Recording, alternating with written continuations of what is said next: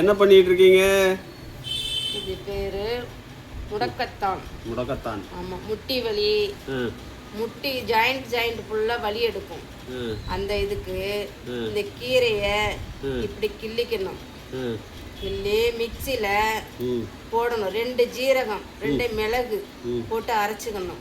2 சொன்னா தெரியாது. 2னா 2 நம்பர் தான் எடுப்பாங்க. எவ்வளவுன்னு சொல்லணும். கொஞ்சம் ஒவ்வொரு ஸ்பூனு மிளகு, 1 ஸ்பூனு ஜீரகம் போட்டு நல்லா மிக்சியில அரைச்சிடுங்க. இது தனியாக அரைக்கணும். அரைச்சி நம்ம தோசை மாவு இருக்குதுல்ல, அந்த மாவுல இதை கலந்துக்கணும். கலந்துக்கிட்டு தோசை ஊத்தி நீங்க சாப்பிடுங்க.